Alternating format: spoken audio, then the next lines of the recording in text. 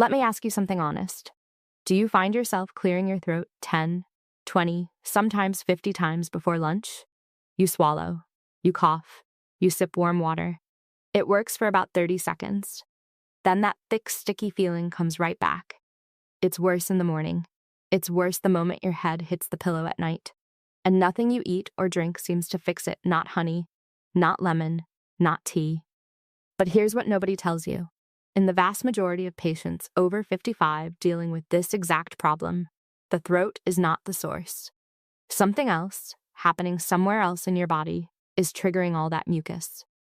And most people, even many healthcare providers, never identify it. By the end of this video, you'll know exactly what's causing it, the 4 research-backed reasons behind it, and a clear plan you can start tonight. But first, you need to understand the one hidden cause responsible for most cases, and it happens while you sleep. My name is Dr. Emily Waterly. I'm a senior health specialist with 13 years of clinical experience working with patients over 60. In those 13 years, I've watched this exact complaint get dismissed over and over as just aging.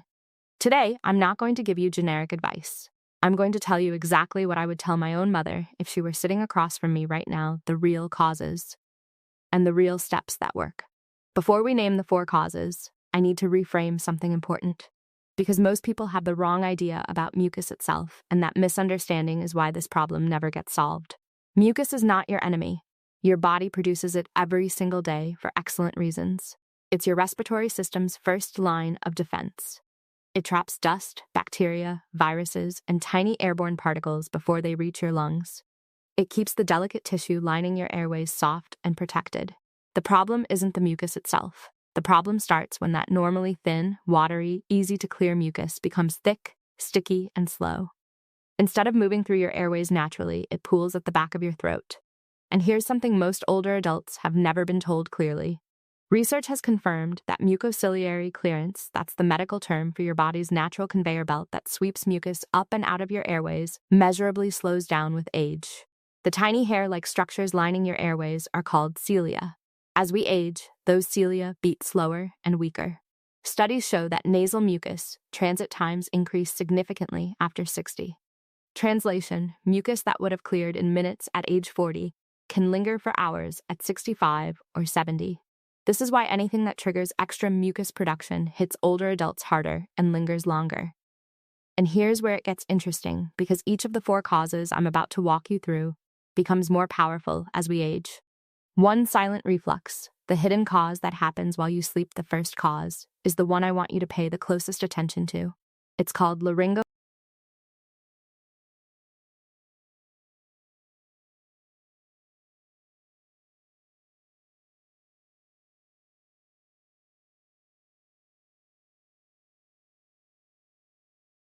Mild hoarseness worst in the morning, and that mucus that won't quit.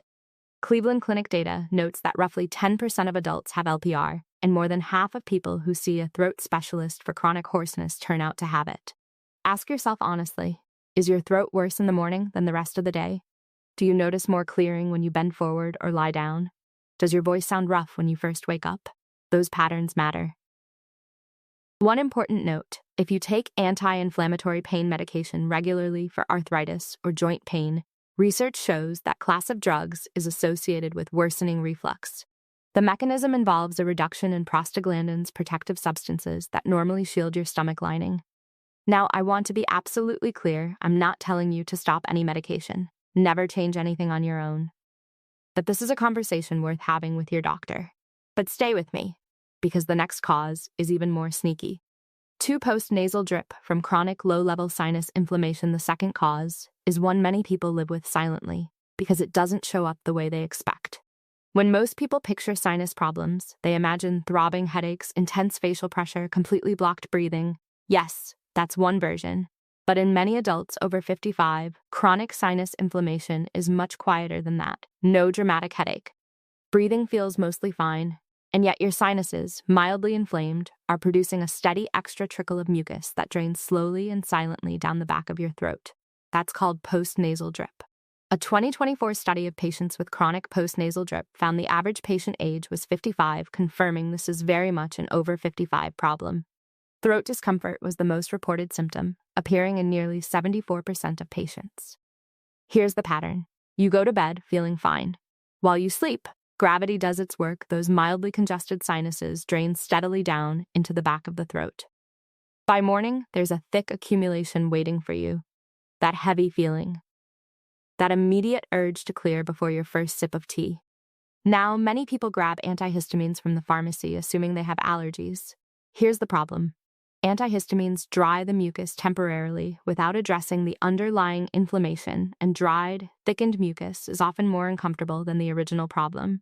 The approach with the strongest research behind it is daily nasal rinsing with warm saline.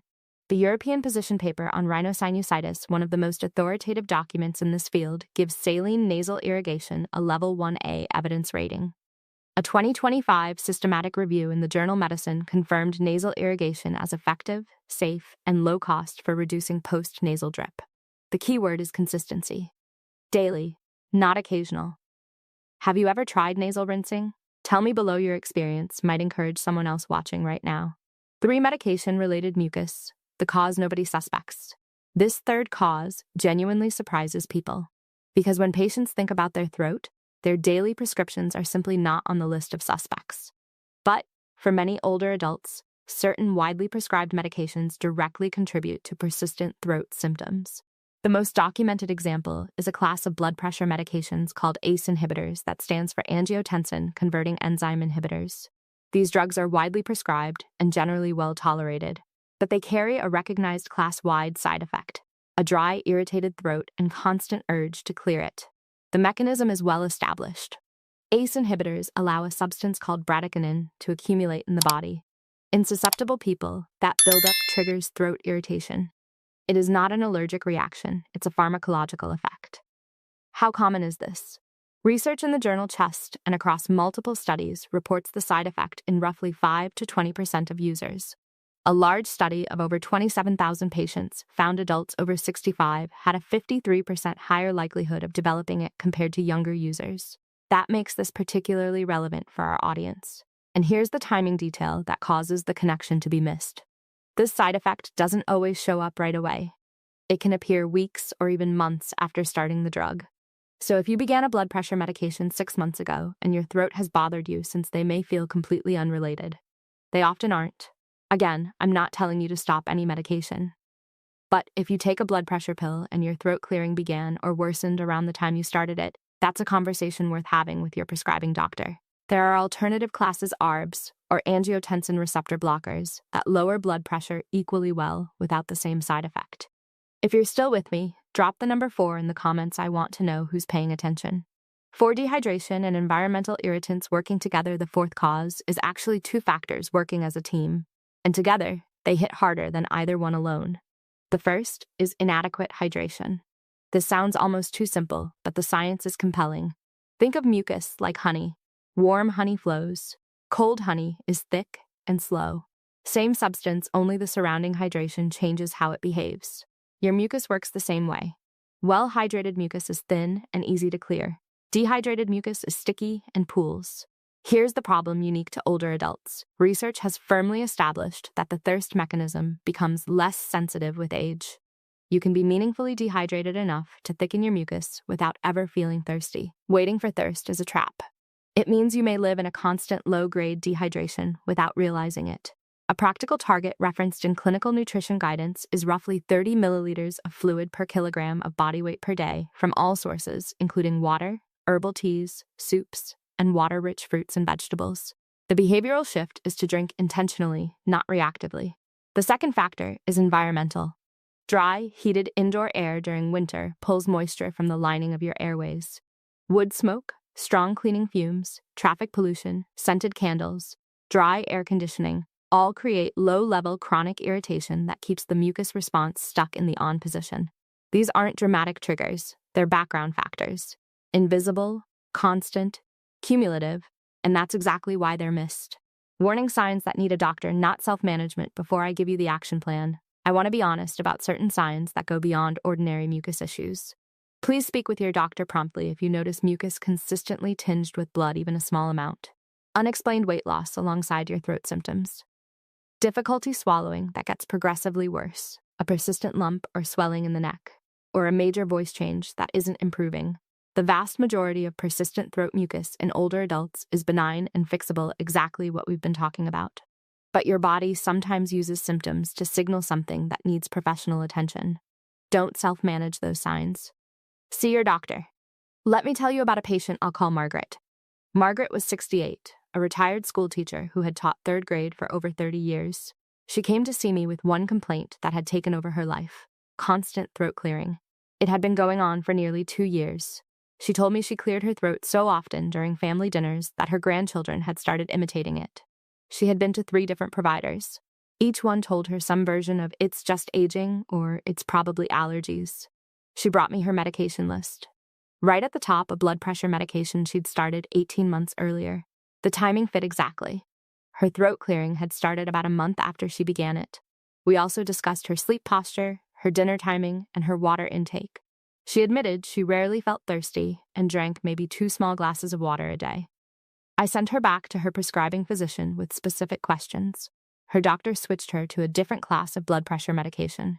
She started drinking warm water in the morning, raised the head of her bed 2 inches, and stopped eating after 7 p.m. Within 6 weeks, the throat clearing dropped by nearly 80%. She came back to me and said, "Dr. Waterly, my granddaughter told me yesterday she misses my throat sound." We both laughed. Then she said something quieter. "I spent 2 years thinking my body had given up on me. It hadn't. Nobody had just bothered to listen." That moment stayed with me. Here's exactly what to do after watching this. 1. Stop eating at least 3 hours before bedtime. When you lie down with the stomach still actively digesting, gravity stops protecting you. 3 hours of upright time after your last meal gives your body a major advantage against silent reflux. 2.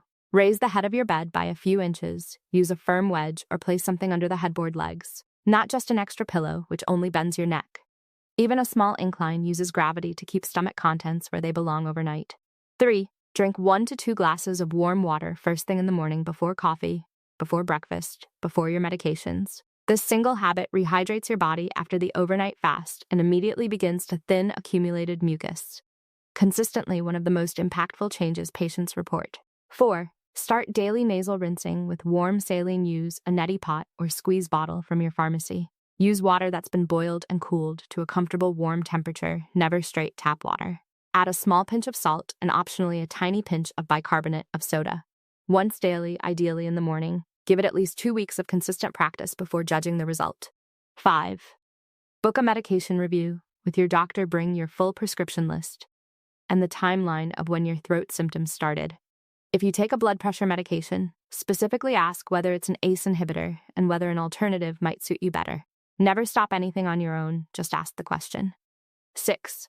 Hydrate intentionally throughout the day. Don't wait for thirst. Set reminders. Keep water visible wherever you spend most of your time. Aim for steady sipping rather than large gulps. 7.